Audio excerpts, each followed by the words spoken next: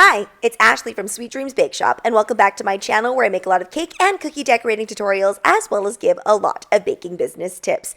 And welcome to part 1 of me making my Bridgerton treat box. And today we're working on these really delicious Earl Grey meringue cookies. If you've never had a meringue cookie before, they're very light and airy and made with basically 2 simple ingredients plus whatever flavorings you want to put in there. Today we're going to be using Earl Grey as I mentioned, and this really helps to tone down the sweetness because I'm not going to lie to you, meringue cookies are quite sweet. If you don't have a lot of hands-on preparation time, this is a great cookie to make because it's super quick. However, I will say it does not get completed in a very timely manner as it takes around 2 to 2.5 hours to fully dry out these cookies. So make sure that you have enough time in your oven before starting. I'm starting off by separating my fresh eggs. Don't use the egg whites in a carton. I just find it doesn't work as well. You will need around 4 egg whites for this recipe. The next thing I'm going to do is I'm going to let those egg whites just sit out in room temperature for a little bit. It works best when they're not super cold.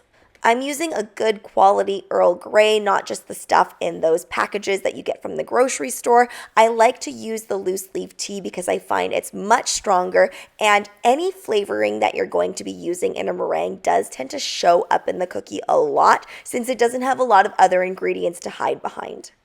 I have my 4 egg whites or 110 grams worth of egg whites in my KitchenAid stand mixer, and then I also have 300 grams of granulated sugar and about 82 grams of water. I pulverized the tea because I wanted to make sure that everything was still going to be pipeable, and this honestly makes for a better crunch and bite. And I'm also putting in a little bit of food coloring. Now, I did a whole array of food colors. Honestly, you could just use one and it'll be just fine. But I wanted to get that Bridgerton blue, which as we know is a little bit of a cooler tone. You're going to start whipping the egg whites when that sugar and water get to about 240 degrees Fahrenheit. After it gets to 244 degrees Fahrenheit, you're going to start pouring this liquid very, very slowly into the whipping egg whites. And make sure that you're not whipping too high. If you do, sometimes that sugar ends up going everywhere and going on the sides of your bowl instead of directly into the egg whites, which is what you want. Whip this on high for about 3 minutes and you should get these glossy, stiff peaks. You don't want dry, stiff peaks because then you're not going to get this piped very nicely. I'm using a macaron template that I have, but you could skip the template altogether and just eyeball it. And with something like this, you're probably going to be fine. Get a disposable piping bag. Sometimes people do like to use the reusable ones, but I say just use the disposable. It is way easier and honestly more food safe. I just find I could never get that eggy smell out of the ones that are reusable. And make sure you fold down the lip of that piping bag quite a bit when you're filling. This is a rookie mistake. Usually what happens is the filling is too high and then it ends up seeping out everywhere. So make sure that you have a nice good twist on the top.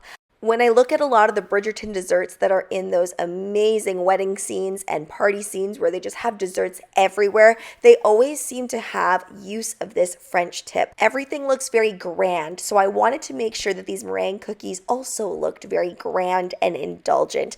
And if you've never had a meringue cookie, biting into one of these is the most satisfying thing ever, and it just feels better when it's bigger for some reason. There used to be this bakery right beside my university that sold really long meringue cookies like this. I think they were a little bit thinner, but I remember just loving biting into it. The key to getting these nice and even is making sure that you have even pressure the whole way through and really using that swirling motion. And I should have also mentioned use a sill pat for this. This way, if you mess up, you can just scrape it off and you're not going to have any residue. With parchment paper, you can't get it as clean, and it also tends to not bake as evenly and thoroughly. So sill pats are definitely the way to go. I'm finishing off these meringue cookies with just another sprinkle of that loose leaf Earl Grey. I wanted to try out one other little shape, so I decided to do a round version, and then I added on some of these leftover royal icing flowers that I had.